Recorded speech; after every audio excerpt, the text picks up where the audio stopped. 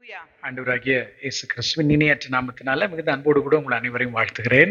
I lovingly greet each of you in the name of our Lord and Savior Jesus Christ. So இந்த அருமையான காலை பொழுதிலே உங்களை எல்லாரையும் பார்ப்பது மிகுந்த பெரிய சந்தோஷம். It's a great joy to see you all this afternoon. So ஏற்கனவே 3 நாட்கள் உங்களோடு கூட நேரத்தை செலவு பண்ண கர்த்தர் கிருபை பாராட்டினார். The Lord was gave me the grace to spend 3 days with you already. ஒரு சிலர் மாத்திரம் தான் இன்னைக்கு நம்ம புதுசா உங்களை நம்ம பார்க்கிறேன். I think I'm only seeing a few new faces. Of course அவங்க எனக்கு புதிதும் அல்ல, அவங்க பழைய ஆட்கள் தான். They are not new to me. They are familiar to me. அதனால ஒரு சிலர் இட்ஸ் நியூ. ஆமென். ரொம்ப சந்தோஷம். ஆமென். Some faces are new and I'm really glad. கர்த்தர் கடந்த நாட்களிலே இங்கே உங்களோடு இணைந்து கர்த்தருடைய ஊழியத்தை செய்த கர்த்தர் பாராட்டின கிருபைக்காக நான் ஆண்டவருக்கு முதல்ல நன்றி சொல்றேன். I firstly want to thank my Lord because the Lord enabled me to minister in the midst of you. அடுத்தபடியாக அருமையான பாஸ்டர் மோகித் அவர்களுக்கு நான் உள்ளத்தின் ஆழத்திலிருந்து நன்றி சொல்றேன். From the bottom of my heart I want to thank Pastor Mohit as well. நான் இப்பொழுது UK வந்தாலும் அன்போடு ஏற்றுக்கொண்டு இந்த கூட்டங்களை ஒழுங்குபடுத்தி நீங்க கர்த்தருடைய வார்த்தையை கேட்பதற்கு அவர் செய்கிற காரியங்களுக்காகவும் அதே போல மற்ற எல்லா தேவனுடைய பிள்ளைகளுக்காக நான் கர்த்தரை துதிக்கிறேன். Whenever I come to UK, he arranges the meeting so that I can speak the word of God with all of you. I thank Pastor for that and I thank all the other children of God. So நிறைய பேர் ஆமென் உங்க வீடுகளில் எனக்கு நல்ல விருந்துகளை நீங்கள் கொடுத்தீங்க. Many people gave me good feast in your houses. இன்னும் விருந்து ஆயத்தமா இருக்கு. More feasts are ready. ஆமென். ஸ்தோத்திரம். எல்லாத்துக்கும் நான் நன்றி சொல்றேன். ஆமென். I thank God for everything. So எப்பொழுதெல்லாம் UK வருகிறோமோ எனக்கு இங்க ஒரு வீடு இருக்கு அப்படின்ற ஒரு எண்ணம் ஆமென் அந்த உறவு பெரிய சந்தோஷத்தை கொடுக்குது. Whenever I come here to UK, I feel like I have a house here and it gives me joy to have that relationship. So கடந்த 3 நாட்கள்ல நான் நினைக்கிறேன் போதுமான அளவு வார்த்தைகளை நான் கொடுத்திருக்கிறேன். I think that the last 3 days I have given you enough word. So அதோடு கூட இன்னும் சில விஷயங்களை ஆட் பண்ணணும். மானிட்டர் கம்மியாயிடுச்சு. ஆமென். ஆட் பண்ணணும் அப்படின்றது என்னுடைய ஆசை இல்ல. It's not my desire to add some more word to it. ஏன்னா நீங்க இந்த 6 செஷன்ஸ்ல நான் கற்றுக் கொடுத்ததை ஜீரணிக்கிறதுக்கே இன்னொரு 6 மாசம் ஆகும். For you to digest what I have given in these 6 sessions, you will need 6 months. Amen. Amen. அதனால அதையே நீங்க நல்லா டைஜஸ்ட் பண்ணுங்க. So you digest that very well. So இந்த காலை வேளையில கர்த்தர் எனக்கு கொடுத்த ஒரு சின்ன செய்தியை நான் உங்களோடு கூட பகிர்ந்து கொள்ள விரும்புகிறேன். And this morning the Lord gave me a small message and I want to share that with you now. நான் ஸ்மால் தான் சொல்லுவேன், ஆனா அது பிக் தான். I will say it's small but it is big. அதாவது ஒருவேளை வராதவங்க நீங்க அந்த செய்திகள் உங்களுக்கு கிடைச்சா தயவு செய்து நீங்க இந்த 6 செஷன்ஸ் நீங்க கேளுங்க. Whoever was not here, was unable to come, if possible, if you can please listen to those 6 sessions. என்னன்னா நம்ம எல்லாருமே ஒரு சீசனுக்குள்ள நம்ம போக போறோம்னு நினைக்கிறேன். Because I feel we are all going to go through a season. So ஏன்னா நம்முடைய ஆண்டவர் செயல்படுவதே டைமிங்ஸ் அண்ட் சீசன்ஸ்ல தான். Because our Lord works on timings and seasons. பைபிள்ல கர்த்தர் செயல்பட்டு இருக்கிற பேட்டர்ன்ஸ் எல்லாம் பார்க்கும்போது டைமிங் அண்ட் சீசன்ஸ்ல தான் ஆண்டவர் work ஆயிருக்கிறார். If you look at the pattern in the Bible that the Lord has worked, he's worked in timings and seasons. அப்போ கர்த்தர் நம்ம தனிப்பட்ட வாழ்க்கையா இருக்கட்டும் ஊழியமா இருக்கட்டும் ஆண்டவர் கொண்டு வரக்கூடிய அந்த சீசன்ஸ் டைமிங்ஸை நம்ம மிஸ் பண்ணோம்னா நாம அடுத்த சீசன் வர்ற வரைக்கும் வெயிட் பண்ணணும். Whether it is in our personal life or in our ministry, if we miss the season that the Lord has brought, then we have to wait for the next season to come. வெளியில இருக்கக்கூடிய நேச்சரே நமக்கு என்ன கற்றுக் கொடுக்குது அப்படின்னா அவருடைய சிருஷ்டிகளே நமக்கு என்ன கற்றுக் கொடுக்குதுன்னா கர்த்தர் டைமிங்ஸ் அண்ட் சீசன்ஸ்ல தான் ஆண்டவர் ஒர்க் ஆகுறாரு. What the nature teaches us or what everything outside the creation teaches us is that everything works on the basis of seasons. ஆகவே as a church சபையோரா நாம ஆண்டுடைய சீசனை நாம புரிஞ்சுக்கிட்டோம்னாலே போதும். ஆமென். அந்தந்த காலத்துல நம்மை கொண்டு தேவன் செய்ய நினைத்திருக்கிறதை நம்மை கொண்டு ஆண்டவர் செஞ்சிருவார். As a church, it's enough that we understand the season. If we understand that, the Lord will do through us what he is purposed to do through us. இல்லாட்டா வாழ்க்கை முழுவதும் நாம் பயனற்றவர்களாகவே வாழ்ந்துரும். Otherwise, in our whole life, we will live as unfruitful. So நல்லா புரிஞ்சுக்கோங்க. இங்க இருக்கிற அத்தனை பேருக்கு நான் சொல்றேன், நீங்க ஆண்டவருடைய பிள்ளைங்க, ஆண்டவரை ஏற்றுக்கொண்டிருப்பீர்கள் என்றால் தேவன் உங்களை ஒரு பர்பஸோட பிளானோட தான் ஆண்டவர் அழைச்சிருக்கிறார். I'm saying speaking to each one of you here, if you are a child of God, the Lord has called you with a specific purpose. அப்போ ஆண்டவருடைய ராஜ்யம் உங்க மேல இருக்கு. The kingdom of God is upon you. அப்ப கண்டிப்பா தேவனுடைய ராஜ்யத்திற்கென்று ஒரு மிகப்பெரிய பணியை நீங்கள் செய்துதான் ஆக வேண்டும். Definitely you will have to do a great work for the kingdom of God as well. So அதத்தான் நம்ம இந்த 3 நாட்களுமே நம்ம பார்த்துட்டு வரோம். These 3 days we were looking at that. So தேவனுடைய ராஜ்யத்தை நீங்க புரிஞ்சுக்கிட்டீங்கன்னா, if you understand the kingdom of God, தேவனுடைய seasons புரிஞ்சுக்கிட்டீங்கன்னா, if you understand the seasons of God, அதுக்காக பர்சனலா உங்களை தயார்படுத்திக்கிட்டீங்கன்னா, if you prepare yourself personally for that, அந்தந்த காலங்கள்ல உங்களை கொண்டு செய்ய வேண்டியதை கர்த்தர் செஞ்சிருவார். in those seasons the Lord will do what he wants to do through you. எதுமே நீங்க எதுக்காக உங்க லைஃப்ல நீங்க ரிக்ரெட் பண்ணவே மாட்டீங்க. You will not regret for anything in your life. So அதனால தயவு செய்து விழித்திருங்கள். Therefore be alert. சோ கர்த்தர் ஏதோ ஒன்றை இந்த நாட்களிலே கர்த்தர் இந்த தேசத்துல செய்ய போகிறார். Because the Lord is going to do something in this nation in these days. ஒரு அல்லேலூயா சொல்லுங்க பார்க்கலாம். Hallelujah. சோ நாம இன்னைக்கு காலையில ஒரு உங்களை என்கரேஜ் பண்ணி நம்ம இதே இதுல தான் பட் ஃபைனலா இதையும் நீங்கள் செய்ய வேண்டும் என்று நான் உங்ககிட்ட எதிர்பார்க்கிறேன். So I'm saying a message now.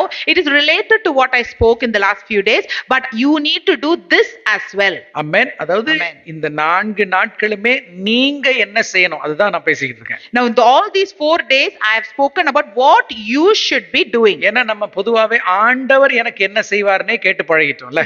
Generally we are all trained to ask what is God going to do for me. எனக்கு தெரிஞ்சு உங்களுக்கு செய்ய வேண்டியதெல்லாம் அவர் செஞ்சு முடிச்சிட்டார். As far as I know, the Lord has already done everything he needs to do for us. எல்லாவற்றையும் செஞ்சு முடிச்சிட்டார். He has completely finished everything. நீங்க செய்ய வேண்டிய காரியத்தையும் ஆமென் நீங்கள் செய்ய வேண்டிய நேரத்தையும் நீங்கள் செய்ய வேண்டிய அல்லது அதாவது இடத்தையும் மட்டும் புரிஞ்சிட்டீங்கன்னா உங்களுக்காக செய்து முடித்த அனைத்தையும் நீங்க என்ன செய்யலாங்க பார்க்கலாம்.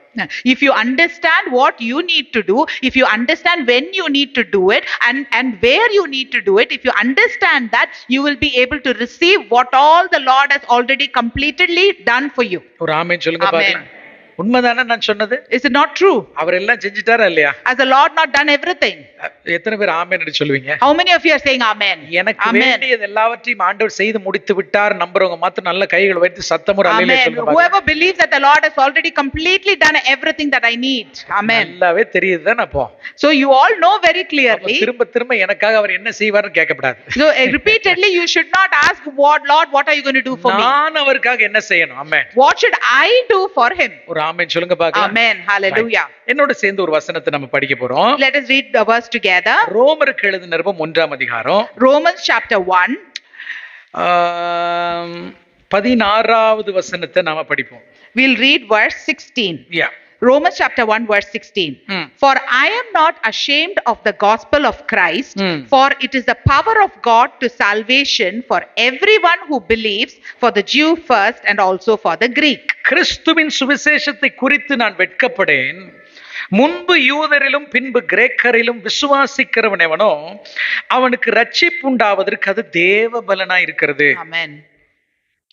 So இன்றைய செய்தியினுடைய தலைப்பு I am not ashamed of the gospel. The title of today's message is I am not ashamed of the gospel. எங்க நீங்கன்னு சொல்லுங்க பார்க்கலாம். I am not ashamed of the gospel. Can we all say I am not ashamed of the gospel? சும்மாவும் சொல்லுங்க பார்க்கலாம். I am not ashamed of the gospel. I am not ashamed of the gospel. ரல்லிலே சொல்லுங்க பார்க்கலாம். Hallelujah. இந்த நம்ம படித்த இந்த வசனம் இருக்கா, இதுதான் ஹார்ட் ஆஃப் கிறிஸ்டியானிட்டி. கிறிஸ்தவத்தினுடைய இருதயமே இங்க இருக்கு. The verse that we have read now is the heart of Christianity. ஆமென். பிரியமான தேவனுடைய பிள்ளைகளே, இப்ப நம்ம படித்த இந்த வசனம் கிளாஸ்கோ பட்டணத்தில் இருக்கக்கூடிய ஆண்டவரை அறியாத ஜனங்கள் ஆண்டவரை எப்படி அறிந்து கொள்ள வேண்டும், how they can get right with God என்கிற செய்தியை அடங்கி இருக்கிற இந்த வசனம். Now this verse that we have read, it has the message for the people, how the people of Glasgow can know about the gospel. நம்ம Glasgow ரட்சிக்கப்பட வேண்டும், நம்மை சுற்றி இருக்கிற ஜனங்கள் ஆண்டவரை அறிய வேண்டும் என்று பல மெத்தட்ஸ் நம்ம கையாளுகிறோம். We are using many methods so that the people in Glasgow will know about the Lord Jesus Christ. ஆனா இங்க பவுல் அழகா 1-2 வசனங்களிலே எப்படி உலகத்தில் இருக்கிற ஜனங்கள் பாவிகள் ஆண்டவரை என்ன செய்ய முடியும், அறிய முடியும் என்கிற ஒரு வசனத்தை இங்க வைக்கிறார். Now here in couple of verses the Paul is saying how the people of this world can know about the Lord Jesus Christ. ஒரு விஷயத்தை நீங்க புரிந்து கொள்ள வேண்டும், வெளியில இருக்கக்கூடிய ஆண்டவரை அறியாத ஜனங்கள் அவர்களாகவே தேவனிடத்துல வர முடியாது. The people who are outside who do not know the Lord cannot come to the Lord themselves. காரணம், அவர்கள் தங்களுடைய பாவத்து நிமித்தமாய் அவர்கள் தேவனுக்கு பகைஞராய் சத்துருக்களாய் இருக்கிறார்கள். Because of their sin they are enemies of God, they are foes of God. So they can do nothing on their side. அவங்க சைடுல தேவனிடத்தில் வருவதற்கு, பரிசுத்தமான தேவனிடத்தில் வருவதற்கு அவர்கள் எதையுமே செய்ய முடியாது. On their side they cannot do anything to come to the side of the holy God. ஆகவே அவன் தேவனிடத்தில் வருவதற்கு என்ன வேண்டுமோ அதை தேவன் சரியாக செய்து வைத்திருக்கிறார். That is why whatever they need for them to come towards God, the Lord has rightly done all that.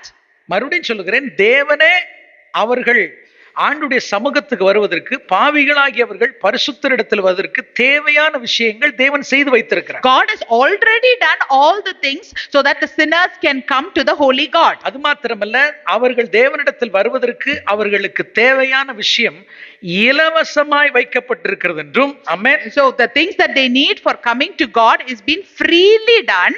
ஆமென். அந்த செய்தியை அல்லது அத அவங்க இலவசமாய் பெற்றுக்கொள்ள முடியும் என்பதை பவுல் இங்க சொல்றார். Paul is saying that they can freely receive it as well. Amen. Amen. அதனால இந்த ஜனங்கள் எப்படியாகிலும் தேவனிடத்தில் வருவதற்கு ஆண்டவர் என்னிடத்தில் கொடுத்திருக்கிற இந்த அருமையான செய்தியை என்னால சும்மா வச்சுக்கிட்டு இருக்க முடியாது, இதை அவர்களுக்கு பிரசங்கிப்பது என்னுடைய கடன் அப்படின்னு சொல்லி பவுல் இங்க சொல்றார். Paul is saying here that this message that the Lord has entrusted to me, this message that they all can come and freely receive from the Lord, this message has been given to me. This is what Paul is saying. So மறுபடியும் சொல்லுகிறேன், வெளியில் இருக்கிற பாவியாகிய ஜனங்கள் அவர்கள் எதுவும் செய்ய வேண்டாம், அவர்களுக்காகவே எல்லாம் செய்யப்பட்டிருக்கிறது, இலவசமாக அந்த ரட்சிப்பை அவர்கள் பெற முடியும் என்கிற செய்தியை தேவன் பவுலுக்கு கொடுத்திருந்தார். The message that God had given Paul that the sinners who are outside does not need to do anything, Lord has done everything and they can freely receive it. This message Paul had received. இப்போ நான் என்னுடைய கேள்வி என்ன, பவுலுக்கு மட்டும் தான் கொடுத்திருக்காரா? Now my question is, did only Paul receive that message? வெளியில் இருக்கிற ஜனங்கள் எல்லாம் ஆண்டவரிடத்தில் வருவதற்கான செய்தி பவுலுக்கு மட்டும் கொடுக்கப்பட்ட செய்தியா? Has Paul alone been given the message that the sinners outside can come to the Lord? எத்தனை பேர் சொல்ல முடியும் இந்த இடத்துல, என்கிட்ட அந்த செய்தி இருக்கு pastor? How many of you can say in this place that I also have that message, pastor? இங்க ஒரு 2-3 கையை பாவோம், யார்கிட்ட அந்த செய்தி இருக்கு? Can we see some hands who has this message? தூக்கிருங்க, இல்லாட்டா உங்களை ரட்சிக்கப்படாத லிஸ்ட்ல நான் சேர்த்து விடுவேன். If you don't lift, I will say that you are not saved. கையை தூக்கலன்னா உங்களுக்கு ஞானசானம் போ. If you don't lift up your hands, we are going to baptize you now. அது சுடு தண்ணில தான் ஞானசானம் கொடுக்கணும். That too in hot water. அப்போ we have the message, right? நமக்கு செய்தி இருக்கு இல்லையா? அப்ப ஏன் காலியான சேர்ஸ் அங்க இருக்கு? Why there are empty chairs here? Right? அப்போ நம்மிடத்துல செய்தி இருக்கிறது. So we have the message. உங்ககிட்ட நியூஸ் இருக்கு.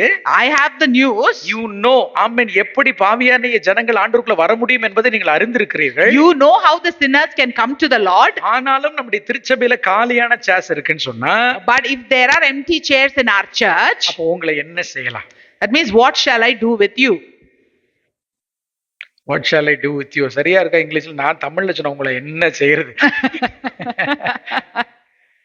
பவுல் அழகா சொல்றார் பாருங்க. Paul is beautifully saying, because அந்த செய்தி அவங்ககிட்ட இருக்கிறதுனால, because he is having that message, இந்த செய்தியை வச்சுட்டு என்னால சும்மா இருக்க முடியாது. I cannot sit quietly with that message. Pavul போகாத ஊரே கிடையாது ரோம்ல. There is no place in Rome where Paul has not traveled. எபேசுக்கு போயிருக்கிறார். He's gone to Ephesus. பிலிப்புக்கு போயிருக்கிறார். He's gone to Philippi. கொரிந்துக்கு போயிருக்கிறார். He's gone to Corinth. தெசலோனிக்கு போயிருக்கிறார். He's went to Thessalonica. போகாத ஊரே இல்ல. He has no place where he is not gone. அவர் ஒரு ஊருக்கு போவாரு. He will go to one city. அடி அடிச்சிருவாங்க. They'll beat him. எந்திரிச்சு நடக்க கூட என்ன இருக்காது, அவருக்கு பலன் இருக்காது. He'll not have the strength to even get up and walk. நாமளா இருந்தா எழும்பி ஹாஸ்பிடல்ல போய் அட்மிட் ஆயிரும். If it was me, I would have got up and gone to the hospital. இல்லாட்ட ஒரு மாசம் சர்ச்சுக்கு வராம வீட்ல லீவ் போட்டு படுத்துருவோம். Otherwise we will go and take leave from church and rest for 1 month. Pavul என்ன செய்வார் தெரியுமா? But you know what Paul will do? அடுத்த பட்டணத்துக்கு பிரசங்கம் பண்ண போயிடுவார். He will go to the next city to preach. ஒரு முறை once. பவுல் வந்து ஆன்டியாக்ல இருந்து கிளம்பி ஐரோப்பாவை நோக்கி போகிறாரு.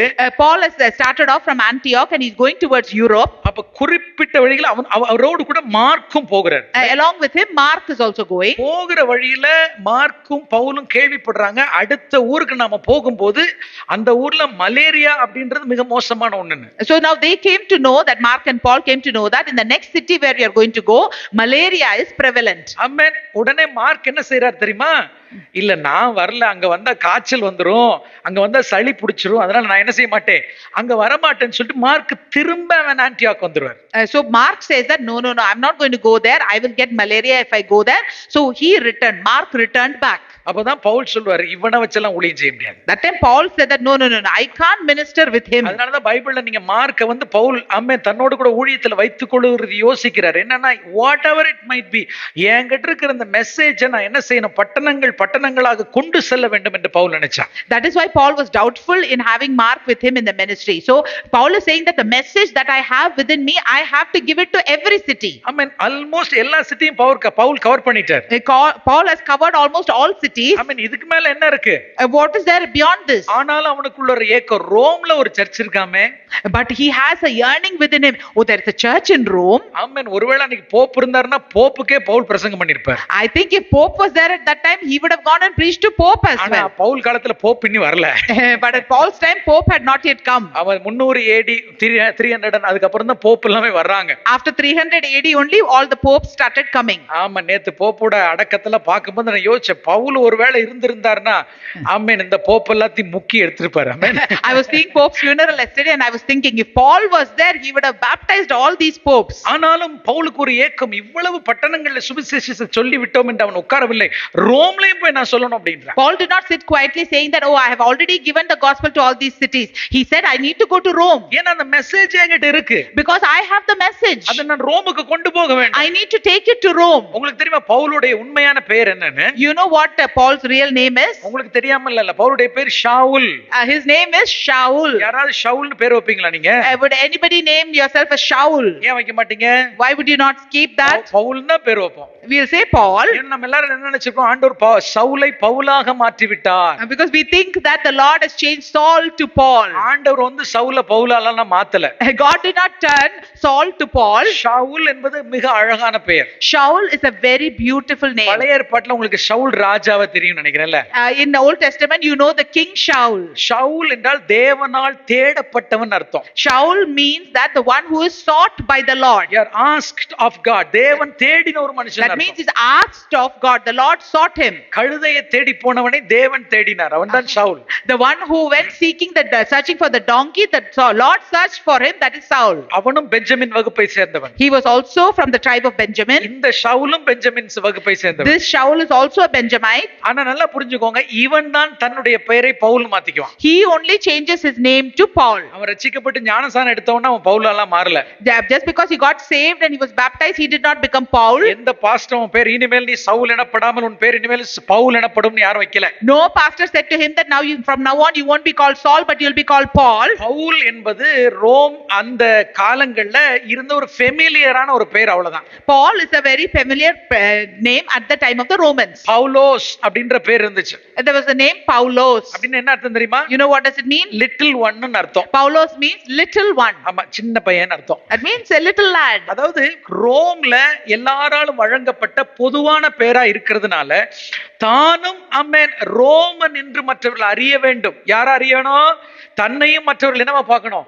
ரோமன் என்று பார்க்க வேண்டும் என்பதற்காக பவுல் தன்னுடைய பெயரை பவுலோஸ் என்று மாற்றிக் கொண்டார். Paul changed his name into Paulos so that because it was a general name there and everybody should be familiar with his name, that is why he changed his name. நம்ம ஊர்ல குமார் அப்படினா ஃபெமிலியரான பேர் இல்லையா?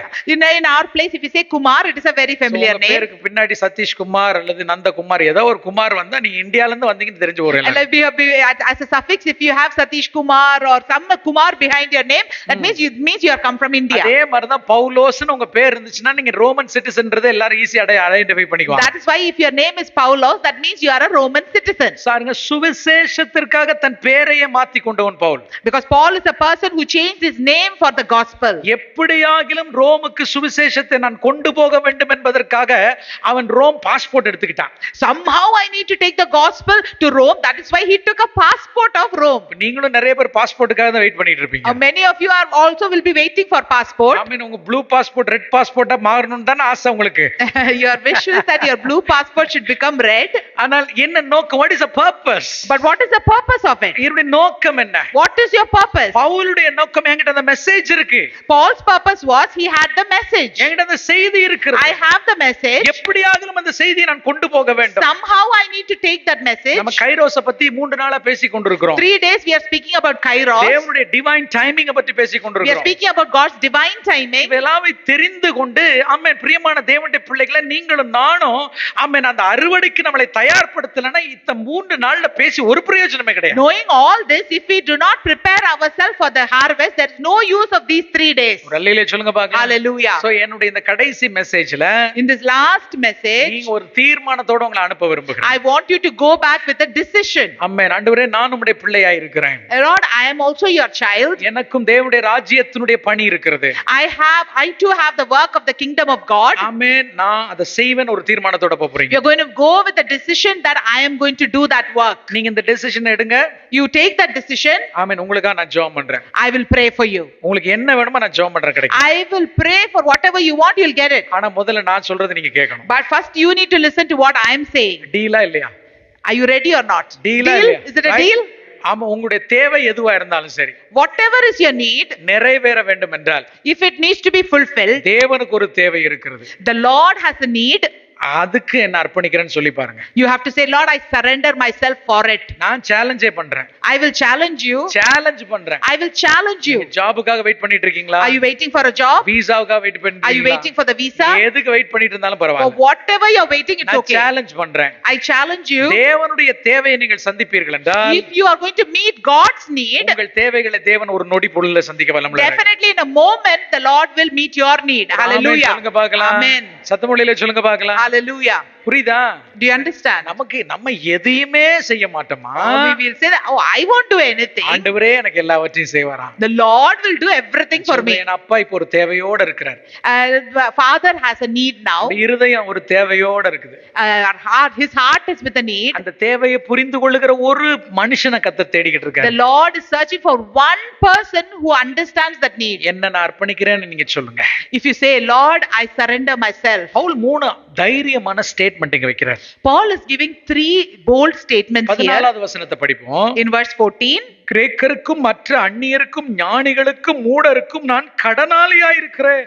I am a debtor both to Greeks and to barbarians, both to wise and to unwise. Pavul சொல்லுகிறார் நான் கடனாளியாயிருக்கிறேன். Paul says that I am a debtor.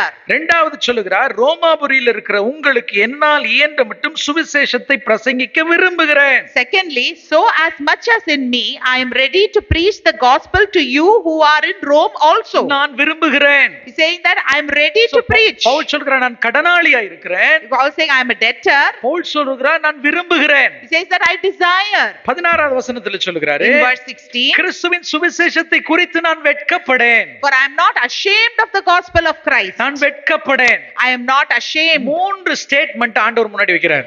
He's making 3 statements. ஒன்னு நான் கடனாளியாயிருக்கிறேன். Firstly, I am a debtor. இரண்டாவது நான் விரும்புகிறேன். Secondly, I desire. மூணாவது நான் வெட்கப்படேன். Thirdly, I am not ashamed. எங்க என்னோட சேர்ந்து எல்லாரும் சொல்லுங்க பார்க்கலாம். Can you tell with me? நீங்கல Pavul சொன்னாருன்னு சொல்லுங்க முதல்ல, அப்புறம் நீங்க சொல்றீங்களான்னு கடைசில பாப்போம். எங்க பவுல் என்ன சொன்னார்? நான் கடனாளியாயிருக்கிறேன். What did Paul say? I am a debtor. சொல்லுங்க. நான் விரும்புகிறேன். I desire. மூணாவது நான் வெட்கப்படேன். Thirdly, I am not ashamed. எதுக்காகன்னு கிளியரா சொல்லிடுவோம். சுவிசேஷத்தை சொல்லுவதற்கு நான் கடனாளியாயிருக்கிறேன். சொல்லுங்க.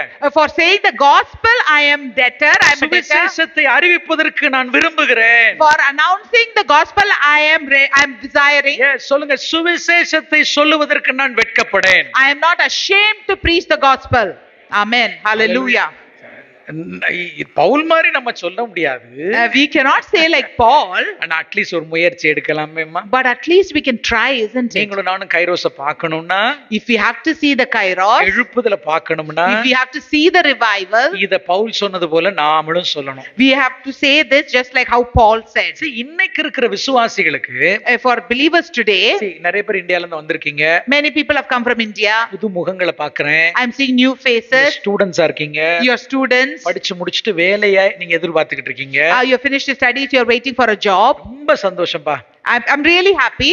ஆனா நல்லா நீ ஒரு கிறிஸ்தவனா இருந்தேன்னா, but if you are a Christian, நீ சிஎஸ்ஐயோ பேப்டிஸ்டோ மெத்தடிஸ்டோ அசெம்பிளிஸ் ஆஃப் காடோ நீ சிபிஎம்மாவே இருந்துட்டு போங்க, any denomination of Christianity you might be, ஆமென், நீங்க ஆண்டவருடைய பிள்ளையா வந்து உட்கார்ந்திருப்பீங்கன்னா, if you are coming here as a child of God, வேற வழியே இல்ல, you have no other go, நீங்க சுவிசேஷ பணியை செஞ்சுதான் ஆகணும். you definitely have to do the work of the gospel. நல்லா புரிஞ்சுக்கோங்க. Understand clearly. எல்லா கிறிஸ்தவன் மேல விழுந்த கடமை. It is the responsibility of every Christian. தனிப்பட்ட முறையில ஒரு சிலரை மட்டும் தேவன் அழைக்கல. The Lord has not called individually just a few people. ஆமென். கர்த்தர் எல்லார் மேலயும் கொடுத்த mandate இது. This is a mandate that the Lord has put over everyone. புறப்பட்டு போய் சகல ஜாதிகளையும் சீஷராக்கி பிதா குமாரன் பரிசுத்த ஆவி நாமத்தினால ஞானசானம் கொடுங்கள் என்பது நம் எல்லார் மேல விழுந்த கடமையா இருக்கிறது. Go therefore and preach the gospel and make disciples, baptize them in the name of the Father, Son and the Holy Spirit is a commission given to everyone. ஆனா இன்னைக்கு இருக்கிற விசுவாசிங்க எப்படி தெரியுமா? But you know how the believers are now? நான் உங்களை சொல்ல, இந்தியால இருக்கிறவங்கள சொல்றேன், எங்க சர்ச்சில் இருக்கிறவங்க சொல்றேன். I'm not talking about you, but I'm talking about my believers in India. சுவிசேஷ பணி, அதாவது சுவிசேஷ பணி என்பதை ஏதோ கூடுதல் விஷயமாக ஒரு எக்ஸ்ட்ரா பர்டனாக நினைக்கிறாங்க. They are considering the work of the gospel as an extra or additional burden. ஒரு நாள் வாங்க பிரதர், நான் போய் ட்ராக்ஸ் கொடுத்துட்டு வரலாம். As a brother, come one day we will go and give tracts. ஒரு நாள் சிட்டி சென்டர்ல போய் நின்னு உட்கார்ந்து ஜெபம் பண்ணிட்டு வரலாம். One day we'll go to the city center and pray and come. அப்படின்னு சொன்னா நமக்கு என்னவா இருக்குதுன்னா, ஏதோ நம்ம எக்ஸ்ட்ரா ஒரு விஷயத்தை செய்யற மாதிரி நமக்கு ஃபீல் ஆகுது. Or we say that we feel as though we are doing something extra. அப்படியே ஒரு நாள் போய் சிட்டி சென்டர்ல ஒரு ட்ராக்ஸ கொடுத்துட்டோம்னா, like that, if we go and give the tracts in the city center one day, ஏதோ ஆண்டவருக்கு நம்ம தயவு காமிச்சிட்ட மாதிரி நமக்குள்ள ஒரு we feel that we have done some favor for the Lord. நான் உங்களை சொல்லலைங்க, I'm not talking about you. சத்தியமா உங்களை சொல்ல, எங்க சர்ச்சில் உள்ளவங்கள சொல்லிக்கிட்டு இருக்கேன். Truly I'm not talking about you, but I'm talking about the people in my church. ஏதோ சின்னதா ஒரு நாள் செஞ்சிட்டா போதும். One day if we do a small thing, தேவனுக்கே நான் என்ன செஞ்சிட்டேன், தயவு பாராட்டிட்டு நான் நினைக்கிறேன். or we think that I have done a great favor to the Lord. பிரியமான தேவனே, இன்னைக்கு are you honest enough to confess like the Paul இந்த மூணு ஸ்டேட்மென்ட் சொன்னது போல நம்ம நல்ல ஹானஸ்டா சொல்ல முடியுமா? Just like how Paul made this three statements, honestly can we make the statements? ஒரு அல்லேலூயா சொல்லுங்க பாருங்க. Hallelujah. ரோமுக்கு எழுதுறார். He's writing to Rome. ரோமுக்கே போனது கிடையாது. He's never been to Rome. எத்தனை பேர் ரோம் கேரா போயிருக்கீங்களா? Has anybody been to Rome? நம்ம போக ஆசை இருக்கா? Do you want to go to Rome? சரி, அப்படியே இருக்காயா? போல் நம்ம எல்லாம் ஒரு நாள் போவோம்யா. போணும். ரைட்? ஸ்தோத்திரம். அங்க போய் ஜெபம் பண்ணிட்டு வரணும். We have to go and pray in Rome and come. அப்ப நாங்க வரல. Then I'm not coming. கவனிங்க பிரியமான தேவனுடைய பிள்ளைகளே, அன்றைக்கு அந்த ரோம ஏகாதிபத்தியத்தினுடைய காலங்களில் ரோம் என்பது எல்லாராலும் பார்க்கப்பட வேண்டிய, ரசிக்கப்பட வேண்டிய ஒரு இடம். அது during the time of the Roman Empire, when they were in the greatest power, it was a place where everyone should see and enjoy. அன்னைக்கு மட்டும் இல்ல, இன்னைக்கு இருக்கிறவங்களுக்கு ஒரு ஆசை இருக்கு, ஒரு முறையாவது ரோம பார்க்கணும்னு. Today also people want to go and see Rome at least once. ஏன்னா அங்க கட்டப்பட்டிருக்கிற அந்த பிரம்மாண்டமான கொலோசியம்ஸ் அதெல்லாம் பாத்தீங்கன்னா ரோமனுடைய அந்த அதிகாரத்தினுடைய அந்த பிரம்மாண்டங்களை நீங்க பார்க்க முடியும். Because if you see all the colosseums that are built there, you can see the magnificence of the Roman dynasty. ஆனா Pavul, he doesn't want to visit Rome as a tourist, he want to go as an evangelist. Pavul அங்க tour சுத்தி பார்க்க போகணும்னு நினைக்கல. ஆண்டவரே உங்க சுவிசேஷத்தை சொல்ல போகணும்னு நினைக்கிறான். அப்ப பவுலுடைய உள்ளத்துல எவ்வளவு பெரிய வாஞ்சை இருந்திருக்கு பாருங்க. Paul did not want to go there to visit the place, but he wanted to go there to share the gospel as an evangelist. So how much his desire was. Hallelujah. ஒரு அல்லேலூயா சொல்லுங்க பார்க்கலாம். Hallelujah. எவ்வளவோ tour போயிருக்கோம்ல நம்ம எல்லாரும். How many places we have gone and visited? நீங்க போனதே இல்லையா? Have you not been? நம்ம ஊர்ல எங்கயாவது ஒரு ஊட்டியாவது வந்திருக்கீங்களா? In our place have you even at least come to Ooty? என்னைக்காவது டூர்னு சுத்தி போகிற இடத்துல சுவிசேஷ பணியா அல்லது ஒரு ஆளுக்காவது ஒரு சுவிசேஷத்தை சொல்லியிருப்போமா நம்ம? When we have gone as a tourist to visit a place, have we said the gospel to at least one person there? ஆனா பவுல் பாருங்களேன், But look at Paul. ரோமுக்கு போகணும்னு ஆசை. He has a desire to go to Rome. அவன் ஆசை chance கிடைச்சா சீசருக்கே சுவிசேஷம் அறிவிக்கணும். If he had got a chance, he would have gone and shared the gospel with Caesar himself. பிரியமான தேவனுடைய பிள்ளைகளை கர்த்தர் நம்மளோட பேசுறாரு. The Lord is speaking to us. இது ஆண்டவர் உங்ககிட்ட எதிர்பார்க்கிறார். The Lord is expecting this from you. இப்ப பாருங்க, பவுலுக்குள்ள இந்த வெறி பேரை பவுலுன்னு மாத்திக்கிட்டு ரோமுக்கு போகணும்னு வர ஆசை வரும்னா முதல் காரியத்தை சொல்றான், I am in debt. சுவிசேஷம் சொல்லுவதற்கு நான் கடனாளியா இருக்கிறேன் அப்படிங்கிறான். Paul is changing his name and he's showing all this zeal. Why he is showing the zeal? Because he's saying, I am a debtor. யாருக்கெல்லாம் கடன் இருக்கு? Who all has a debt? சுவிசேஷ கடன் அல்ல, வேற கடன் The other debts. ஆமா, நம்ம ஊர்ல எல்லாம் வாங்கிட்டு தானே வந்திருப்போம் இங்க. We would have got all the loans and we would have come here. கையை கீழே போடுங்க. ரைட். See, ரெண்டு விதத்துல ஒருவன் கடனாளியாக வாய்ப்பு இருக்குல்ல. In two ways a person can become a debtor. இன்னொருத்தரிடத்துல இருந்து மணியை நீங்க borrow பண்ணிருக்கீங்க, அந்த மணியை திரும்ப கொடுக்கிற வரைக்கும் அது பேங்கா இருந்தாலும் சரி, பேங்க்ல வாங்கினா அதுக்கு பேர் loan.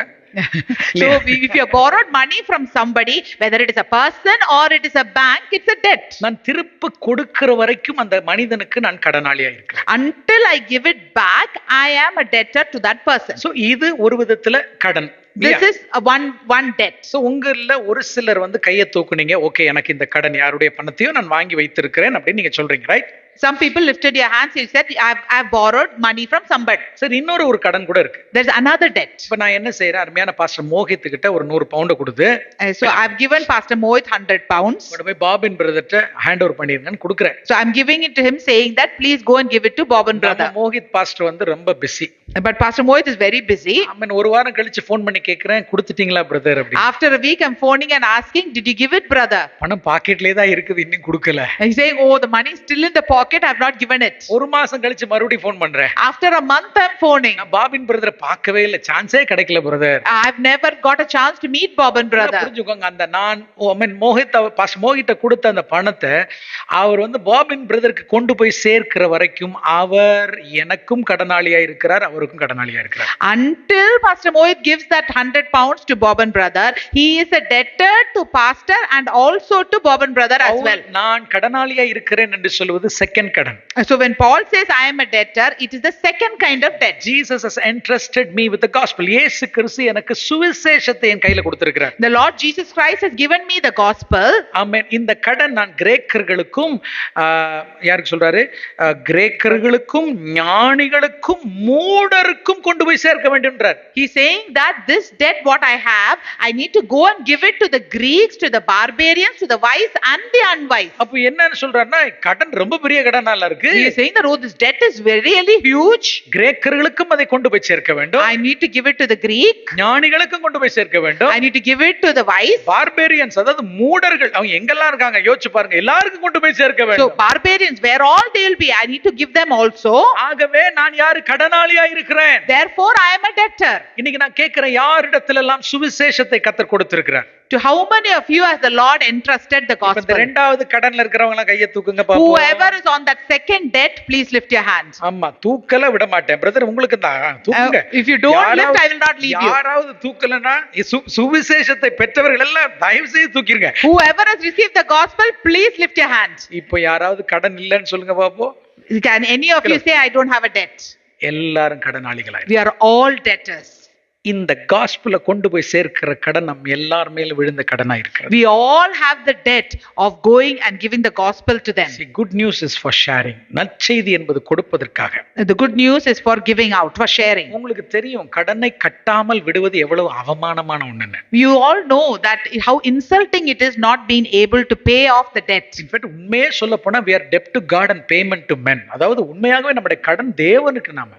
We are debtor to God actually and our payment is made to men. ஒரு அல்லேலூயா சொல்லுங்க பாருங்க. Hallelujah. சத்தமுடியில சொல்லுங்க பாருங்க. Hallelujah. நான் சொல்றது உங்களுக்கு புரியுதாமா? Can you understand what I'm saying? ஆமென். கடைசி மெசேஜ் ஒரு வாக்குத்தத்த மெசேஜா கொடுத்து ஒரு தீர்க்கதரிசனத்தை ரெண்டு அள்ளி விட்டு ஆண்டவர் உங்களை ஆசீர்வதிப்பாருன்னு சொல்லிட்டு போவீங்கன்னு நினைச்சா நீங்க இப்படி சொல்லிட்டு போறீங்களா? Pastor, I thought that the last message will be a promise message and you will prophesy and go, but Pastor, what you are speaking? நான் சொல்றேன், இதை செய்யுங்க, உங்க வாழ்க்கையில எல்லாம் நடக்கும். I am saying that if you do this, everything else will happen in your life. கடனை கழிக்கிறதுக்கான வழியை பாருங்க, உங்க கடனை கர்த்தர் கழிப்பாரு. If you seek the way to pay off this debt, Lord will pay your debt. ஏன் பவுல் சொல்லுகிறார் நான் கடனாளியா இருக்கிறேன்னு? Why is Paul saying I'm a debtor? ஆமென். இரண்டாவது சொல்றார் gospel is God's power into salvation அப்படிங்கிறார். Because he's saying in verse 16, for the gospel is the power of God to salvation. So Pavul ஏன் ஆமென் நான் வந்து அதாவது பவுலை எது உற்சாகப்படுத்தின காரணம் தான் பாயிண்ட் நம்பர் என்ன சொன்னேன், நான் சுவிசேஷத்துக்கு என்னவா இருக்கிறேன், கடனாளியா இருக்கிறேன். So like why Paul was so encouraged, the first point I said was Paul said I am a debtor. இரண்டாவது பவுல் சொல்லுகிறார், எங்க 16வது வசனத்துடைய கடைசி பாருங்க, முன்பு யூதரிலும் பின்பு கிரேக்கரிலும் விசுவாசிக்கிறவனோ அவனுக்கு ரட்சிப்பு உண்டாவதற்கு அது தேவபலனாய் இருக்கிறதுங்கிறார். Because he's saying, he's saying verse 16, for it is the power of God to salvation for everyone who believes, for the Jew first and also for the Greek. இரண்டாவது இந்த காஸ்பலை சொல்றதுக்கு நான் ஏன் வெட்கப்பட மாட்டேன்? You know why I'm not ashamed to preach this gospel? வெட்கப்பட வேண்டிய அவசியம் இல்லைன்னா, I don't need to be ashamed. இந்த காஸ்பல்ல பவர் இருக்கு. Because there is power in this gospel. யாருடைய பவர்? தேவனுடைய பவர் இதுல இருக்கு. God's power is there in it. யூதனா இருந்தாலும் சரி, whether he is a Jew, கிரேக்கனா இருந்தாலும் சரி, whether he is a Greek, யார் இந்த காஸ்பலை விசுவாசிக்கிறானோ, whoever believes in this gospel, அவன் நித்திய ஜீவன் அடைவதற்கு, to get eternal life, அவருடைய பாவ மன்னிப்புப்படுவதற்கு, for his sins to be forgiven, உரிய வல்லமை இந்த காஸ்பல்ல இருக்கு. there is power in that gospel. அல்லேலூயா சொல்லுங்க பாக்கலாம். Hallelujah. வேற எதுலயும் இல்ல, வேற எதுலயும் இல்ல. In nothing else that is there. பணத்தால ஒரு மனுஷனை ரட்சிக்க முடியுமா? Can you save somebody with money? நம்ம சாமர்த்தியத்தினால ரட்சிக்க முடியுமா? Because of our cleverness can we save somebody? நீங்க எல்லாம் இங்க உட்கார்ந்திருக்கீங்க என்ன காரணம் தெரியுமா? You know why you are all here? நீங்க நிறைய பேர் ஆண்டவரை அறியாத குடும்பத்துல கூட வந்திருப்பீங்க. So many of you might have come from families who did not know God. நம்முடைய ஈரானியன் ஃப்ரெண்ட்ஸ் இங்க இருக்காங்க. Our Iranian friends are here. அவங்க எங்களுக்கு பல வருஷத்துக்கு முன்னாடியே நான் அவங்களை அறிஞ்சிருக்கிறேன், ஒரு கேம்ப்ல மீட் பண்ணேன். Before many years I met them in a camp. அவங்களை பார்க்கும்போது எனக்கு அவ்வளவு சந்தோஷமா இருந்துச்சு. I'm so happy when I see them. அப்படிப்பட்ட பயங்கரமான கடினமான சூழ்நிலையில் இருக்கிற அவர்களை ரட்சித்து கொண்டு நீங்க உட்கார வச்சது என்ன தெரியுமா? gospel. They were in a very difficult situation, but they were saved from there. God brought them, and this salvation was through the gospel. நான் சொல்றேன், உங்க கையில வச்சிருக்கிற gospelல பவர் இருக்குங்க. I'm saying that the gospel that you have in your hands has power. எத்தனையோ சாட்சிகளை சொல்ல முடியும். I can say many testimonies. drug addicts விடுதலையாக்க முடியும். We can deliver the drug addicts. நான் சொல்றது மரித்தோரை உயிரோடு எழுப்ப முடியும். We can resurrect the dead. உங்ககிட்ட இருக்கிற சுவிசேஷம் சாதாரணமான ஒண்ணு அல்ல. It is not an ordinary salvation that you have. வச்சிட்டு சும்மா இருக்கீங்க. You are keeping the gospel and you're sitting quietly. நாம அதை பயன்படுத்தாமல் இருக்கிறதுனால தான் நிறைய பேர் ஒவ்வொரு நாள் நரகத்துக்கு போயிட்டு இருக்காங்க. Because we are not using it, that is why many people are going to hell every day. கையில பவர் இருக்குன்னு வைங்களேன். If you have power in your hand, ஒரு காரியத்தை செய்வதற்கு என்கிட்ட வல்லமை இருக்குன்னு வைங்களேன். if you have the power to do something, பயன்படுத்துவேனா மாட்டேனா? will I use it or not? பல நேரங்களில் சுவிசேஷத்தினுடைய வல்லமை நமக்கு தெரிய மாட்டேங்குது. Many times we do not know the power of the gospel. அல்லேலூயா சொல்லுங்க பாக்கலாம். Hallelujah. ஆமென். பல ஆண்டுகளுக்கு முன்னாடி ஒரு ராஜா அந்த பேர் ஆன்டியோகஸ் எபிஃபேனியஸ் என்கிற ஒரு ராஜா. Before many years there was a king called Antiochus Epiphanes. அதாவது யாருன்னா ஜீசஸ்க்கு முன்னாடி இருந்தவன். He is a Greek king. Antiochus Epiphanes. Antiochus Epiphanes was a Greek king before Jesus' time. மோசமான ஆள் அவன். He was a very bad man. அவனை பத்தி பைபிள்ல எழுதி இருக்குது. It is written in the Bible about him. பாழாக்குகிற அருவருப்புன்னு அவனை பற்றி எழுதி இருக்கு Bible. So he is the one, he's the desolate one. பல தேசங்களை அவன் வந்து பிடிச்சிட்டு வரான்.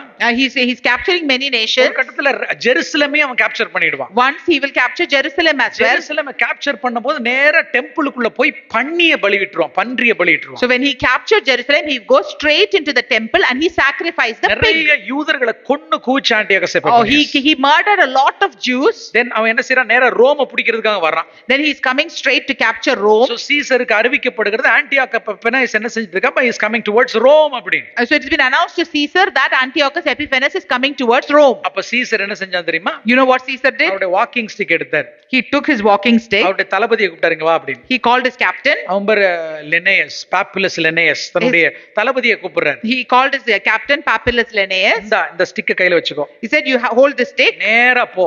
You go straight. ஆன்டியோகஸ் எபிஃபேனியஸ் வந்து கொண்டிருப்பான். Antiochus Epiphanes will be coming. இந்த ஸ்டிக்கை வச்சு கீழ ஒரு கோடு போடு அப்படினா. You put a line with that stick. இந்த ஆர்மி லீடர் சீசரனுடைய ஆமென் அந்த அந்த அந்த வாக்கிங் ஸ்டிக் எடுத்துட்டு போனான். The captain, the army's leader, will go with that walking stick, Caesar's walking stick. இவனுக்கு முன்னாடி கிரவுண்ட்ல ஒரு கோடு போட்டான்.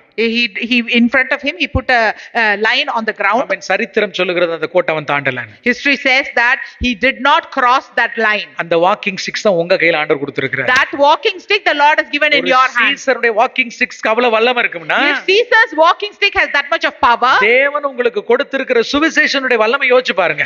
just imagine the power of the gospel that the Lord has given you. Hallelujah. சும்மா இருக்காதீங்க. Don't have it and sit simply. அது நான் பார்க்கிறதெல்லாம் வாலிப பிள்ளைகளா இருக்கிறதுனால, when I'm looking at you're all young people. இந்த வயசுல செய்யலனா இந்த வயசுல செய்ய முடியாது.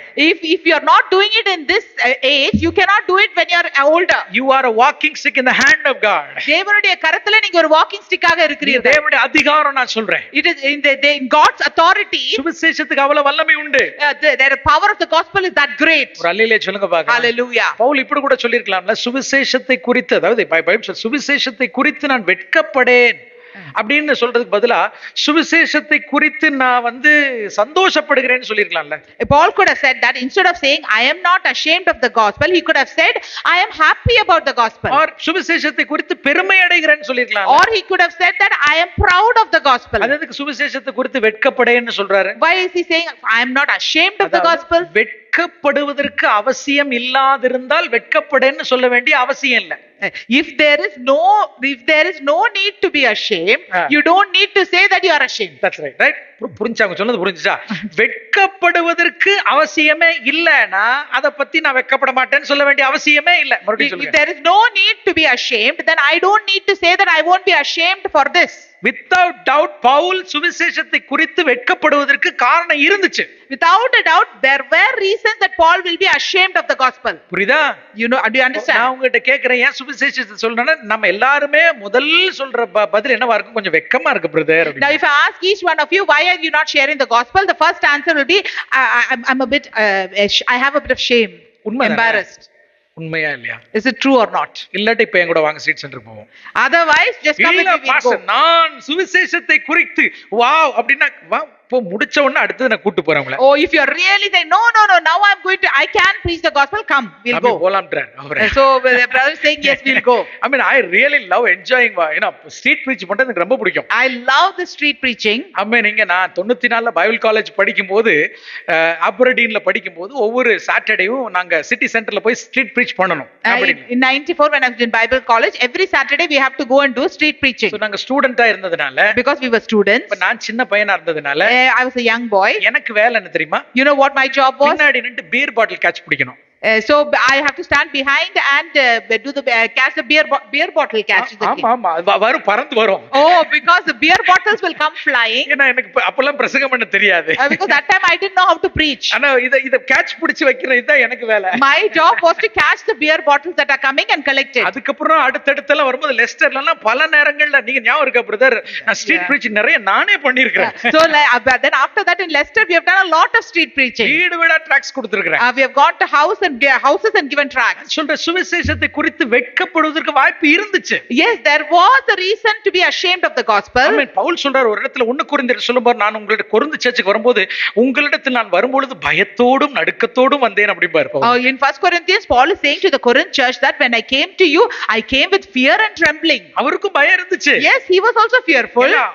உங்க வீட்டு அடியா எங்க வீட்டு அடியா அடி எங்க போனாலும் பவுலுக்கு அடி தான் கொடுக்குது. Imagine the kind of beatings that Paul had received. So வெட்கப்படுவதற்கு காரணங்கள் பல இருந்துச்சு. There were many reasons to be ashamed. ஆனா Pavul வெட்கப்படல. But Paul was not ashamed. ஏன்னா என் காஸ்பல்ல வல்லமை இருக்கு. Because there is power in my gospel. என்கிட்ட ஆமென் என்கிட்ட இருக்கக்கூடிய சுவிசேஷத்துல என்ன இருக்கு? வல்லமை இருக்கு. There is power in the gospel that is there in my hand. இது முடவர்களை நடக்க பண்ணும். It will make the lame walk. குருடர்களை பார்வையிட செய்யும். It will make the blind see. பிள்ளைகளே நான் சொல்ல ஒரு ஆத்துமாவை நீங்க ரட்சிப்புக்குள் நடத்தி பாருங்க.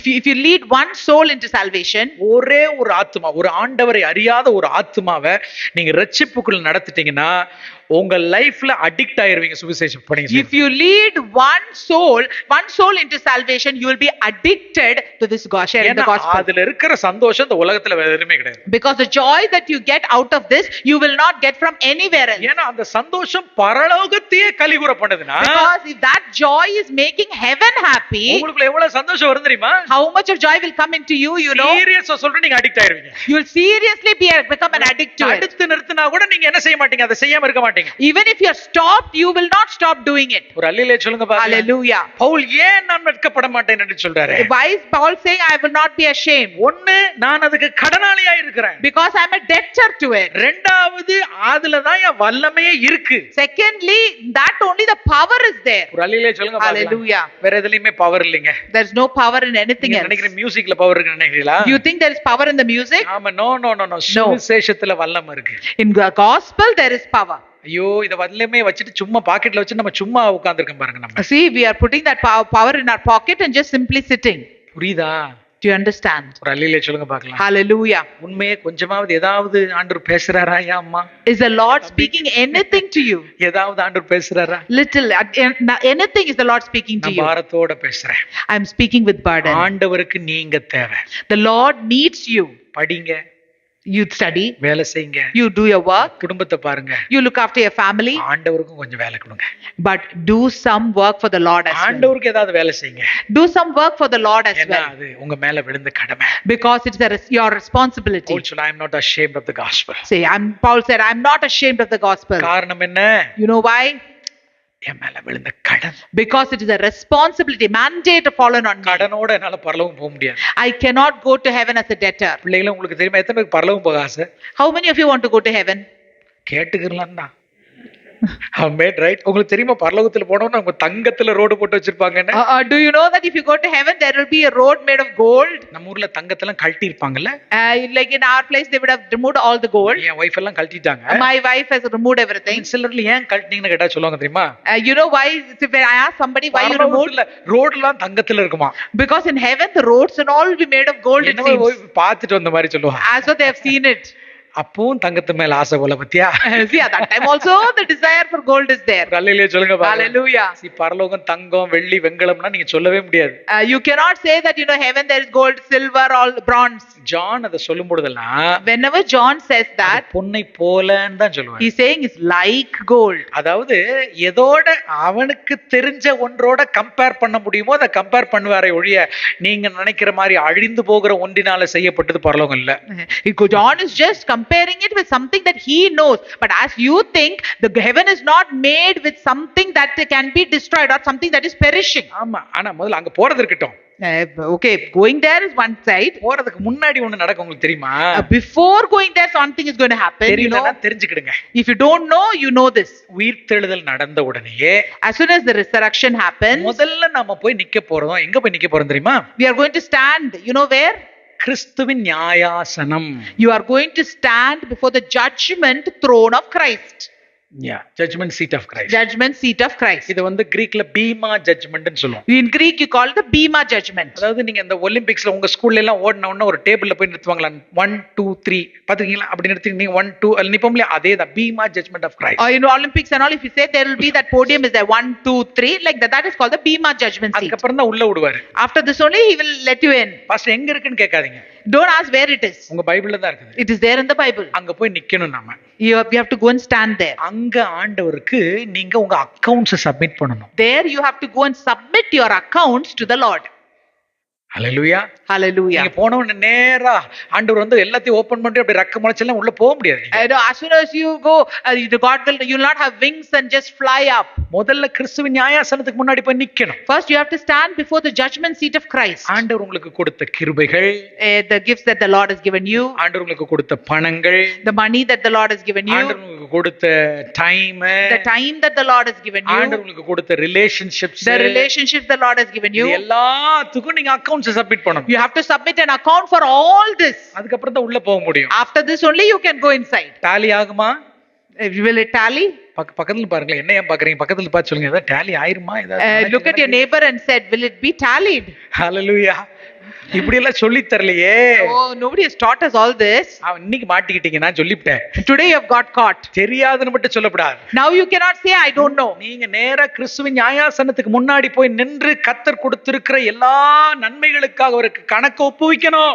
You have to stand before the judgment seat of the Lord and you have to state the account for all that the Lord has given you. அதுக்கப்புறம் தான் இட்டர்னிட்டி பத்தி யோசிக்க முடியும். After that only you can think about eternity. அங்கதான் ஆண்டவர் ஒரு சிலரை பார்த்து சொல்லுவார், நல்லது உண்மை உத்தமமான ஊழியக்காரனே, கொஞ்சத்தில் உண்மை உள்ளவனா இருந்தார் அநேகத்தில் அதிகாரி ஆக்குவேன் ஆண்டவர் அழைச்சிட்டு போவார். That is when the Lord will say that true and faithful servant, you have been faithful in the little things, so I'll make you owner of master of greater things.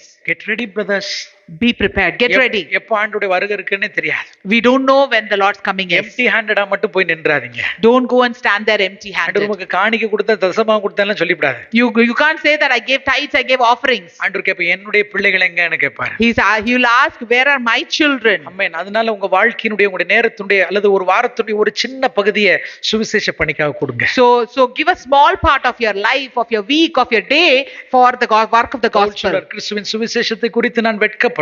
Paul is saying, I'm not ashamed of the gospel. ஏன் வெட்கப்பட மாட்டேன்? Why am I not ashamed? கடனாளியா இருக்கிறேன். Because I am a debtor. ஏன் வெட்கப்பட மாட்டேன்? Why am I not ashamed? It contains the power of God in it. ஏனா அதுல தேவ வல்லமை இருக்கிறது. ஹalleluya சொல்லுங்க பார்க்கலாம். Hallelujah. மூணாவது ஒரு காரியத்தை சொல்லி நான் ஜெபிக்க விரும்புறேன். I want to say one third thing and I want to pray.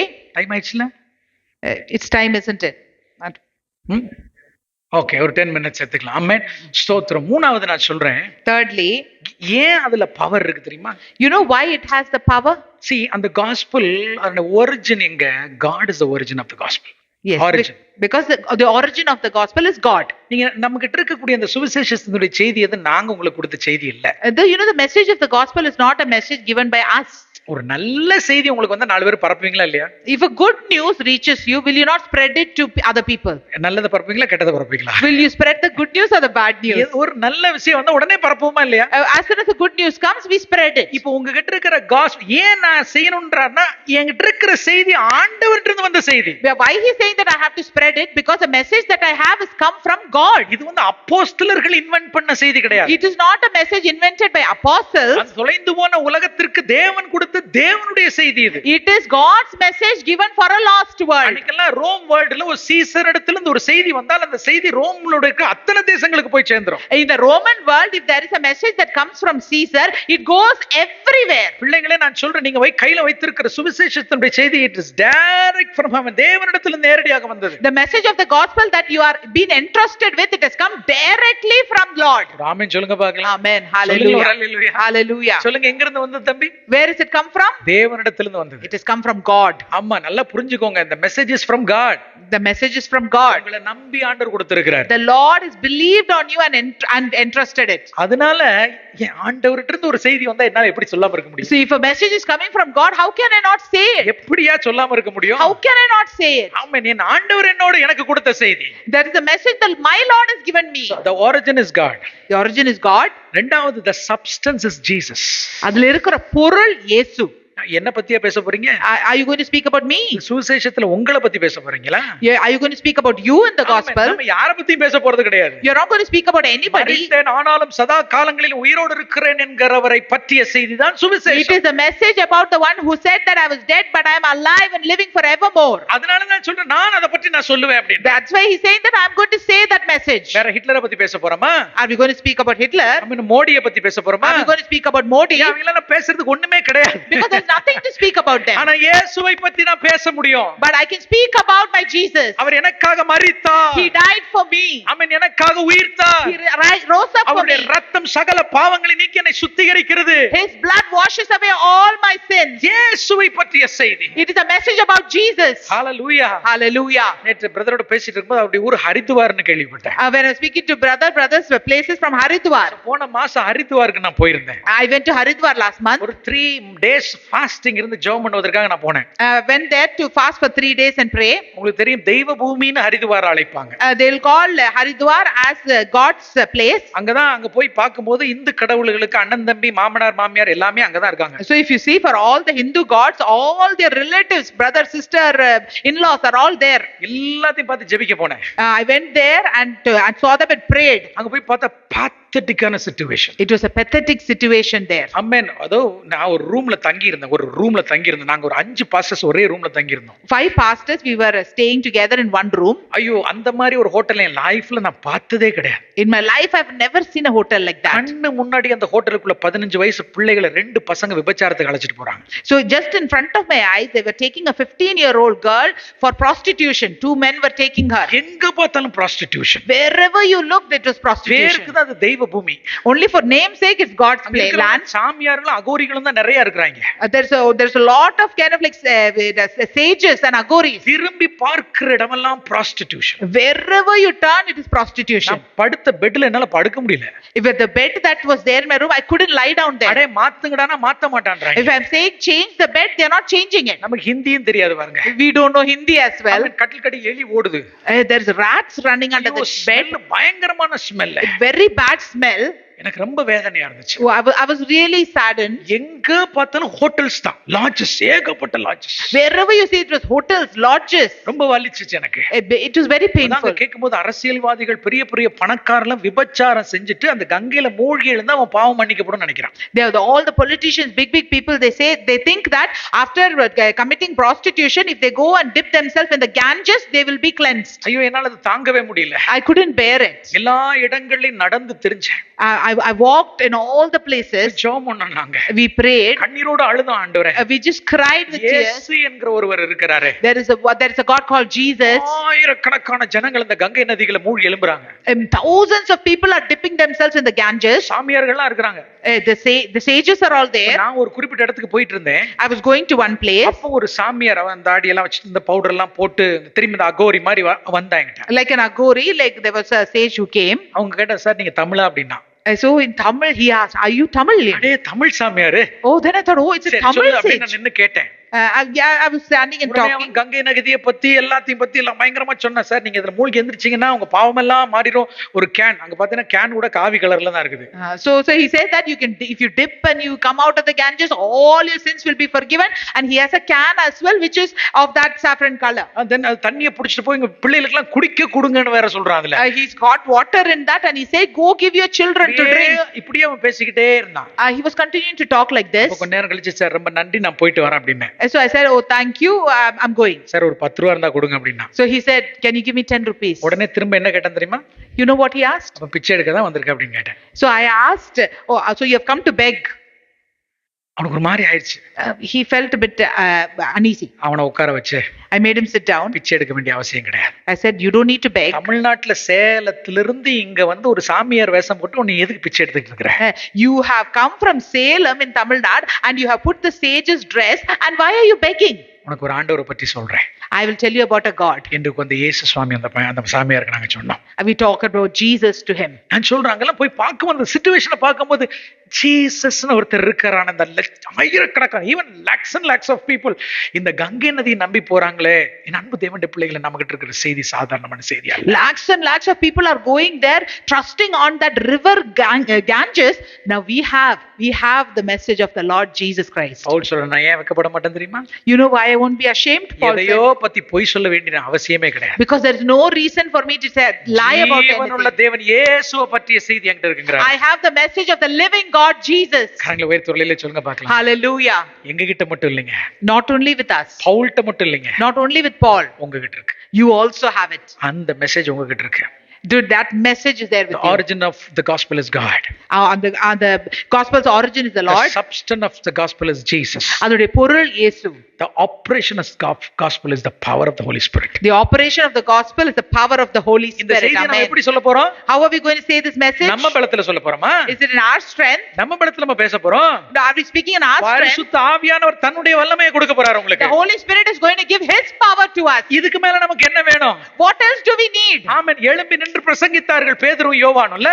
Peter and John stood up and they preached. முடவர்களை நடக்க பண்ணாங்க. They made the lame walk. ஆமென். இந்த சுவிசேஷத்தை சொல்வதற்கான பவர் ஆண்டவரே கொடுக்கிறார். The Lord himself is giving the power to share this gospel. எனக்கு புரியல ஏன் நம்மனால சொல்ல முடியல. I can't understand why are we not able to share it. ஏன் சுவிசேஷத்தை சொல்ல தயங்குறோம் எனக்கு இதுவரைக்கும் புரிய மாட்டேங்குது. I can't still understand why are we hesitating to share the gospel. ஆண்டவர் உங்களை உற்சாகப்படுத்துகிறார். Today the Lord is encouraging you. கடனாளிகளா இருக்கிறீர்கள். You are debtors. வல்லமை உங்களிடத்துல இருக்குது. You have the power. ஹல்லேலூயா சொல்லுங்க பார்க்கலாம். Hallelujah. So the operation of the gospel எப்படி? அவருடைய வல்லமையினால. The operation of the gospel is by his power. See, it has the power to forgive the sins. பாவங்களை மன்னிக்கிற வல்லமை It உண்டு. has power to deliver the people from slavery of sins. அடிமைத்தனத்தை, பாவத்தின் அடிமைத்தனத்திலிருந்து விடுதலை ஆக்குகிற வல்லமை உண்டு. கவனிங்க, இது ரொம்ப முக்கியமான. It has the power to cleanse the conscience. நம்முடைய மனசாட்சியை சுத்திகரிக்கிற வல்லமையும் அதற்கு உண்டு. எந்த சோப்பை வச்சா அது மனசாட்சி சுத்திகரிக்க முடியுமா? Can we cleanse our conscience with any soap? முடியுமா? Can we? முடியுமாம்மா? Can we? சுவிசேஷத்துக்கு வல்லமை இருக்கு. The gospel has the power. அதைத்தான் நீங்க வச்சுட்டு சும்மா இருக்கிறோம் நாம. So we are holding it and we are sitting simply. ஒரு மனிதனை கிறிஸ்து போல மாற்றுவதற்கான டிரான்ஸ்ஃபார்ம் பண்ற வல்லமை சுவிசேஷத்துக்கு இருக்கு. The gospel has the power to transform a person like Jesus. செத்தவனை உயிரோட ஒரு நாள் எழுப்புவதற்கு வல்லமை இந்த சுவிசேஷத்துக்குள்ள இருக்கு. The gospel has the power to resurrect a dead person. நான் சொல்றது அது உங்ககிட்ட தான் இருக்குன்றேன். It is there with you. That's what I'm saying. நான் சொல்றது மாதிரி இந்த மோன்சி லாசரஸ் கிடையாது. It is not with Monsi Lazarus. அவங்க கிட்ட மட்டும் கிடையாது. It's not only with him. நம்ம நினைக்கிற மாதிரி மிகப்பெரிய ஊழியக்காரன்ட்ட மட்டும் கிடையாது. It's not only with big ministers of God. இங்க இருக்கிற ஒவ்வொரு இடத்துல இருக்குன்னு ஆண்டவர் சொல்றாரு. The Lord is saying that it is with each and every one of us here. களத்துல இறங்க கர்த்தருடைய வல்லமை செயல்படுறதை நீங்க பார்க்க முடியும். If you get out into the field, you can see the power of the Lord operating. கரங்களை உயர்த்தி தொலையிலே சொல்லுங்க பாருங்க. Hallelujah. சத்தமொழியிலே சொல்லுங்க பாருங்க. Hallelujah. இந்த காஸ்பலுடைய ஸ்கோப் எங்க வரைக்கும் தெரியுமா? You know where the scope of this gospel is? சொல்லுங்க பாருங்க, எவ்வளவு தூரம் போகலாம்? How far will this gospel go? பக்கத்து தெரு வரைக்கும் போகுமா? Will it go to our next street? அதுக்கு அடுத்த தெரு வரைக்கும் போகுமா? Or will it go till the next street after that? What is the scope of the gospel? Ends of the earth. உலகம் முழுவதும் போக முடியும். ராமே சொல்லுங்க பாருங்க. It can go to the ends of the earth. தம்பி, நீ படிச்ச படிப்பு வச்சு நீ இங்க மட்டும் தான் வேலை செய்ய முடியும். With your study you can work only here. ஆனா என்கிட்ட இருக்கிற சுவிசேஷத்தை வச்சு நீங்க போக முடியாத இடத்துக்கு என்னால போக முடியும். But with the gospel that I have, I can go to places where you cannot go. ஆமென். ஒரு அல்லேலூயா சொல்லுங்க பார்க்கலாம். Hallelujah. இதே கிளாஸ்கோல இருந்து டேவிட் லிவிங்ஸ்டன் ஆமென் ஆப்பிரிக்கா வரைக்கும் கொண்டு போனது அந்த சுவிசேஷம் தான். It is from this Glasgow, from Blantyre, David Livingstone was taken to the Africa by the gospel. சிடி ஸ்டட் இங்கிலாந்துல இருந்து ஆமென் சைனாவுக்கு கொண்டு போனது சுவிசேஷம் தான். CD that was taken from England to China by this gospel. Amen. Leicester பட்டணத்திலிருந்து ஆமென் ஷூ காப்லரா இருந்த அவர் பேர் என்னது? வில்லியம் கேரிய ஆமென் கல்கட்டா கொண்டு போனது அந்த சுவிசேஷம் தான். A cobbler from William Carey from Leicester was taken to Calcutta by the gospel. இந்த சுவிசேஷத்தினுடைய ஸ்கோப் நம்ம நினைக்கிற மாதிரி கிடையாது. The scope of this gospel is not like as we imagine. அதனால தான் பவுல் சொல்றாரு. That is why Paul is saying, இத பத்தி நான் வெட்கப்பட வேண்டிய அவசியம் இல்ல. I am not ashamed of this gospel. நாம ஏன் வெட்கப்படணும்? Why should we be ashamed? பிள்ளைகளே, உங்களெல்லாம் வேலையை ரிசைன் பண்ணிட்டு முழு நேர ஊழியத்துக்கு நாங்க அழைக்கல. I'm not calling you to resign your job unto full time ministry. ஒரு வாரத்துல கொஞ்ச நேரம் அப்பாவுக்காக கொடுங்க. In a week, for little time you give to the Father. See, எங்க ஊர்ல எல்லாம் ட்ராக்ஸ் கொடுக்க முடியாது.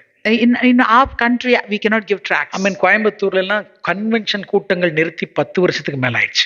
In Coimbatore it has been over 10 years since the conventions were all stopped. விசேஷ பணியை பப்ளிக்கா செய்து பல வருஷங்கள் ஆயிடுச்சு. It has been years since we have publicly done the work of the gospel. கிராமங்களுக்கு கோயம்புத்தூர்ல இருந்து ஒரு 15 கிலோமீட்டர் அங்கிட்டு உள்ள கிராமங்கள்ல வெளியில போர்டு வச்சிருக்காங்க, கிறிஸ்தவனுக்கு இங்க இடம் இல்லன்னு. Like 15 kilometers away from Coimbatore city, in the villages they have a board saying that Christians have no place here. கோயம்புத்தூர்ல இருக்கிற வீடுகள் வாடகைக்கு கிறிஸ்தவர்களுக்கு வாடகை வீடு கொடுக்க மாட்டேன்றாங்க. No, in Coimbatore they are not giving houses for rent for Christians. ஆனாலும் சபைகள் வளர்ந்துகிட்டு இருக்கு. But the churches are growing. But உங்களுக்கு இப்பொழுது இரட்சணிய காலம். Now for you to now is the time of salvation. இப்பொழுது கர்த்தர் உங்களுக்கு கதவுகளை திறந்து வச்சிருக்கிறார். For now the Lord has opened doors for you. Now or never. நல்லா புரிஞ்சுக்கோங்கம்மா. It's now or never. சீக்கிரம் கதவுகள் அடைக்கப்படலாம். Soon the doors may be closed. சீக்கிரம் கதவுகள் அடைக்கப்படலாம். Soon the doors may be closed. இப்போதான் ரைட் சீசன் நான் சொல்றேன். I am saying that this is the right season now. கைரோஸ்ல நாம இருக்கிறோம். We are in the Kairos now. ஆமென். இப்பொழுது இந்த காலங்களை பயன்படுத்திக் கொள்ளாவிட்டால், if we don't use this time now, இன்னைக்கு நம்ம ஜெபிக்கலனா, if we don't pray now, இன்னைக்கு சுவிசேஷ பணியை நம்ம செய்யலனா, if we don't do the gospel work now, என்னைக்குமே செய்ய முடியாது. we can never do it. ஒரு அல்லேலூயா சொல்லுங்க பார்க்கலாம். Hallelujah. வாலிப பசங்களுக்கு எல்லாம் நான் சொல்றேன்ப்பா. I am saying to all the young ones, கர்த்தர் எங்க உங்களை வச்சாரோ, where the Lord has placed you, அங்க உங்களுக்கு ஆண்டவருடைய வேலை இருக்குது. where there the Lord's work is there for you. எங்க நம்மள கொண்டு போனாலும் அங்க ஒரு வேலை இருக்குது. Wherever the Lord takes us, there is a work for us. ஒரு ஆமென் சொல்லுங்க பார்க்கலாம். Amen. இன்னைக்கு நாம தீர்மானம் எடுப்போம். Today, let us make a decision. அந்த 3 பாயிண்ட்ல ஒண்ணே ஒண்ணு மட்டும் தான் சொல்லி இருக்கிறேன். I've said only one point out of the 3. மத்த ரெண்டையும் நீங்க தியானம் பண்ணிப்பாங்களா? You can meditate the rest too. உன்னவன் என்ன சொன்னான்? I am not ashamed of the gospel. நான் சுவிசேஷத்தை குறித்து வெட்கப்பட மாட்டேன். First one, I am not ashamed of the gospel. இரண்டாவது, நான் சுவிசேஷத்தை சொல்ல விரும்புகிறேன் அப்படிங்கிறார். He's saying that I desire to share the gospel. மூணாவது, அவர் சொல்ல சுவிசேஷத்துக்கு நான் கடனாளியா இருக்கிறேன். Thirdly, he's saying I'm a debtor. ஒண்ணே ஒண்ணு மட்டும் தான் நான் பேசியிருக்கேன். I've spoken only one. இன்னைக்கு கர்த்தர் உங்களை அழைக்கிறார். Today the Lord is calling you. ஆமென். ஆண்டவர் உங்களுக்காக எல்லாம் செஞ்சு முடிச்சிட்டாரு. The Lord has already finished everything. எல்லாவற்றையும் உங்களுக்கு செய்ய வேண்டியது 2000 ஆண்டுகளுக்கு முன்பதாகவே செய்து முடித்து விட்டார். Whatever needs to be done for you 2000 years ago, the Lord has finished it. கவனிங்க, அவர் உங்களுக்காக செய்தது எப்போ உங்க லைஃப்ல நிறைவேறும் தெரியுமா? You know when whatever he has done for us will be fulfilled in our life? Only when you are in the perfect will of God. Amen. தேவனுடைய பரிபூர்ண சித்தத்தினுடைய மையத்துல இருக்கும் பொழுதுதான் உங்களுக்குன்னு தேவன் வச்சிருக்கிறது நிறைவேறும். Only when we are at the center of the perfect will of God, only then whatever he has kept for us will be fulfilled. இல்லாட்ட நடக்காது. Otherwise it will not happen. அவருடைய சித்தத்துக்கு வெளியில இருக்கிறவனுக்கு நடக்காது. For the one who is outside his will, it will not happen. ஆபிரகாமுக்கு ஆண்டவர் சொல்ல, நான் குறித்திருக்கிற மலை ஒன்றின் மேல் போய் உன்னுடைய மகனாகிய ஈசாக்கு பலி செலுத்த. The Lord has said to Abraham, in the mountain that I have appointed, you go and sacrifice your son. எங்கனாலும் பலி செலுத்தலாமே. You can go sacrifice anywhere. ஆனால் 3 நாள் பிரயாணப்பட்டு போய் மோரியாவில தேவன் குறித்த அந்த இடத்துல பலி செலுத்த வேண்டும் என்றால் அங்க பலி செலுத்துகிற இடத்துக்கு பக்கத்துல தான் தேவன் ஆபிரகாமுக்கான அற்புதத்தை வச்சிருக்கிறார். But Abraham had to travel 3 days to find and sacrifice in the particular place that the Lord had showed, because only in that place next to that the Lord had kept the lamb. எங்கே நான் தேவனுடைய சித்தத்தை செய்கிறேனோ அங்கேதான் என்னுடைய தேவைகள் சந்திக்கப்படும். Where I am doing the will of God, only then there my needs will be fulfilled. ஆமென். வேற வழியே கிடையாது. There's no other way.